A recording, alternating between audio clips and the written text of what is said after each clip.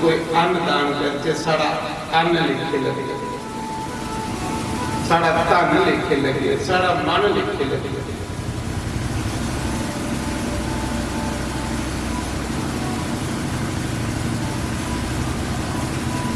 तो भगवान राम की कृपा करने विश्वामित्र का जग संपूर्ण होया, करवाया गुरु भगवान ने।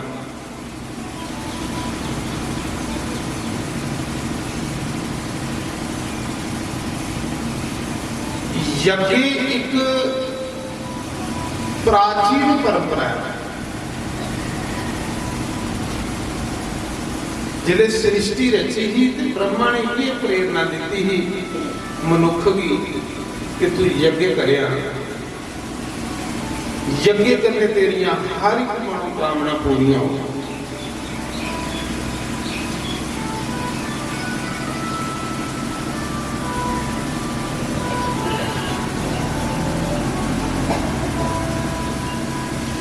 तो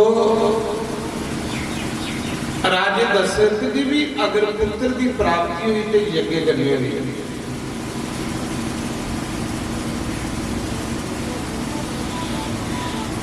यज्ञ विच तेज मिली जाता, सब कुछ मिली जाता। इंद्र दुम्न की साक्षात यज्ञ करके भगवान की प्राप्ति हुई।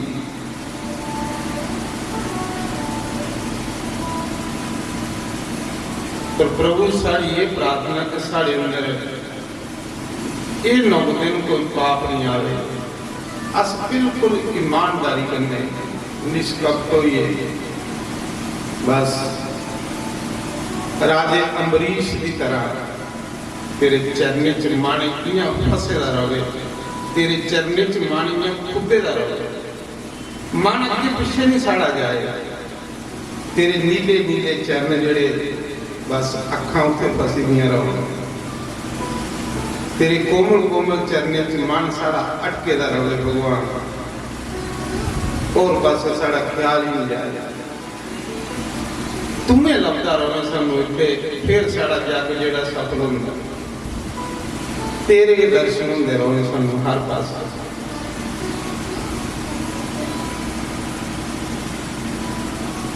तेरे बिना घनश्याम मेरा दिल नहीं लगदा, दिल नहीं लगदा, मन नहीं लगदा, दिल नहीं। तेरे बिना घनश्याम मेरा दिल नहीं लगदा, तेरे बिना घनश्याम मेरा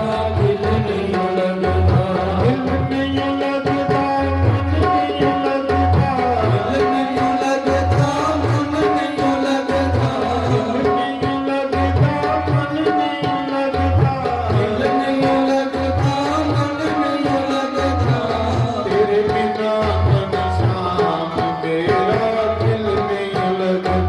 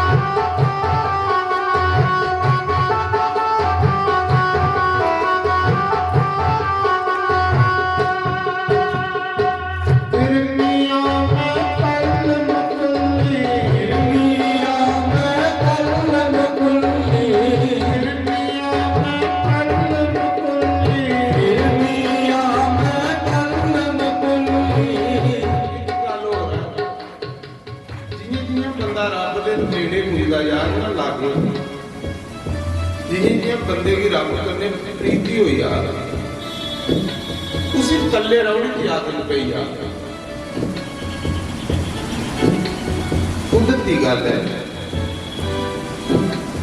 फिर मियां मैं कलम कुल्ली फिर मियां मैं कलम कुल्ली रोटी में कहते चलती रोटी में कहते चलती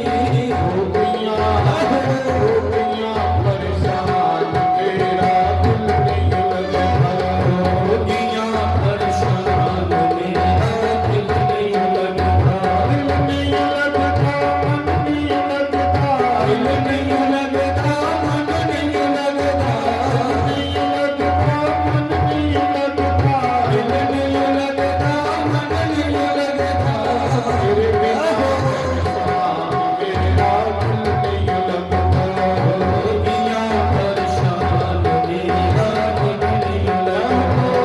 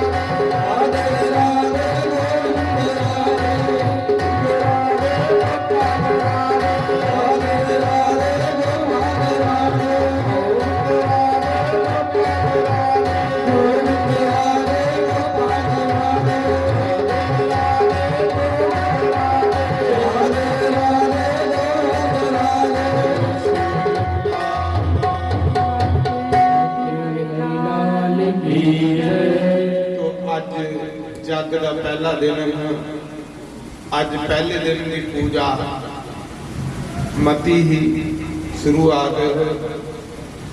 अज की होया जग च पहला पाप घट दान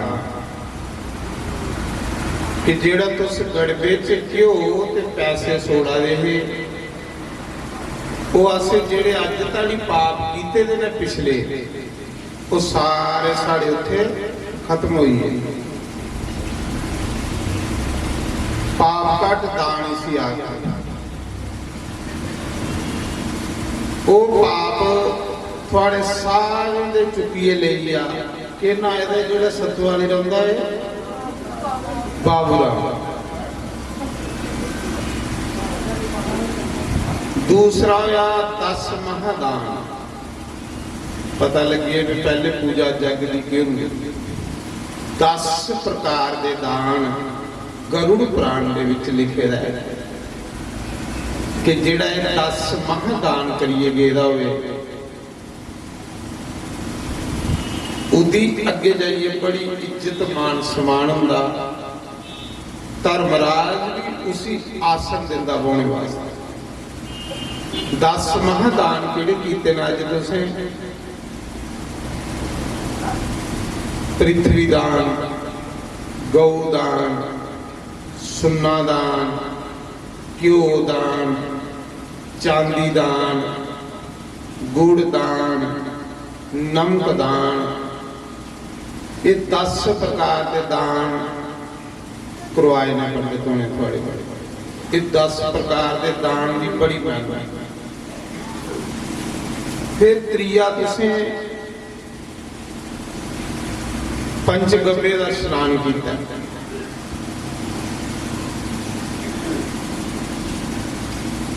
तुसें तुलसी की मिट्टी का स्नान, गोहे का स्नान, मूत्र का स्नान, दुध का स्नान, घ्यो का स्नान करा देना पंडित। ये कहली कराया जाता कि असीं जग्गे च पूजा करनी ते जग्गे च पूजा करने लिए पहले पवित्र होने पौंदा, देवता बनने पौंदा। वो स्नान एक विधियां ने जग दियां। ये थोड़ी झूठी आए थे अपने मतलब। ये पूजा जिहड़ी है ये जरूरी है। पूजा करने असीं बल मिलता, देवते प्रसन्न होंगे। देवते प्रसन्न होंगे तो असीं प्रसन्न रहोगे। तो फिर असीं स्नान करवाया पंडित मंत्री कन्नै। ये कर्म होया। फिर उसके बाद हवन होया, पंचगव्य करने हवन होया, बरनियां हुईयां कि असें ब्राह्मणी की बरन किया है कि महाराज जी ये जिहड़ा असीं जग करना है साड़ा जग कराओ और आशीर्वाद मिले सानूं। वर्ण करने के एक गवाही लगी होंगी कि असीं उस ब्राह्मण को कोई कर्म करवाया। इहदियां विधियां। फिर कलश यात्रा हुई। किन्ना काम अज कोई थोड़ा थोड़े। हुण कल का कर्म जिहड़ा वो शुरू होना है। अज के बाहर की पूजा हुई, कल पूजा जिहड़ी अंदर शुरू हुई जानी। आज सिर्फ अस पूजा करने जोड़े बने हैं। कल जी पूजा है जिन्हें जिन्हें भी पूजा च बौना हुए उस सवेला आइया करना। कोई 8 साढ़े 8 बजे जी 11 बजे से पूजा मुक्की आ करे।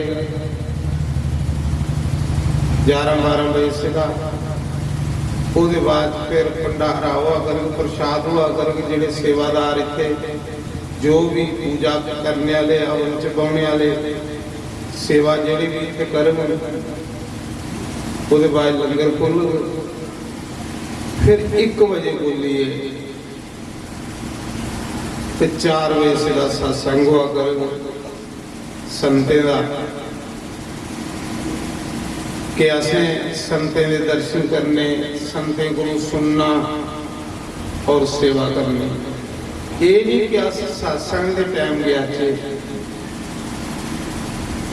वो आलस है, तुसी आलस आ अस सत्संग को पहले आनी उस थोड़ी सेवा करते, कोई बारी मारते, कोई सफाई करते, फिर सत्संग का स्वाद आता सुनने, फिर सत्संग का मजा आता सुनने कि भगवान का घर है, भगवान के घर अस कुछ भी करते जो कुछ लभदा सानू, कोई मंदिर की पोचा मारी उड़चे, कोई जगशाला की साफ करी उड़चे, कोई जिथे बहुड़ा संगतें उसी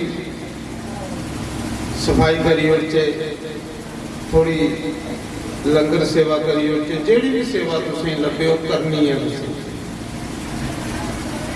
ते संतें आना शुरू हो जाना, संत भी आउण ते भी दिखण कोई वाकया कोई अच्छी संगत है, बड़े अच्छे सेवादार ने।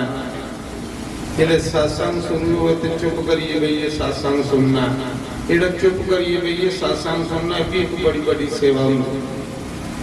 सत्संग तो पहले पहले तुसें सेवा करी लैनी, उसदे बाद जिहड़े सत्संग शुरू होवे ते बईए सत्संग सुनना, फिर सत्संग के बाद आरती हुआ करो, फिर भंडारा हुआ करो। हुण दिन रात इत्थे लंगर चलना। अज दा जिहड़ा लंगर प्रसाद है पहले दिन साडे जगदेव सिंह दुआणे टिब्बे दे उनकी तरफ है कड़ाह पूड़ी और आलू ताड़ी मारो उनके नाम एकादशी इस करिए असीं पूड़ी ते वो बनाया, अल्लाह को दाल चौल अंबल चला करूँ। पर मेरा आखने का भाव यह है कि भगवान ने जिंदी जिंदी सेवा लवानी है बई वो लवाई जाता है। मैं देखिया उसकी लीला का नहीं पता लगता। मैं जगदेव सिंह की आखना मां यार तू रहन दे, भंडारा गरीब बंदा माड़ा बंदा, पर आखला मारे डॉक्टरी बथेरे दिन हो जाते उन्हें तो मासा भी नहीं पिछे सुनना, तो फिर भी चुप हो क्या। लेकिन मैं सोचा कि प्रभु चाहे तो भाई अस की बिच बोलचे उसका मान करा हो, तुम्हें बड़ा ही हैरान जहा होया। गल पैसे की नहीं होंगी महाराज, हूँ ये बेचारे को कि पैसे हैं, पर भगवान जिसी थापी दई उड़े, भगवान जिहदे सिरा पर रख रखी उड़े उसी की वो भाई महान बनाई उड़ता होगा। मैं तो लिखिया कि उसकी लीला होंगी है सारी, तो बेचारा माड़ा बंदा अज उसकी तरफा लंगर है। मैं भगवान अगे प्रार्थना करूँगा भगवान वो मुड़े भी कितने नौकरी दे दरबार के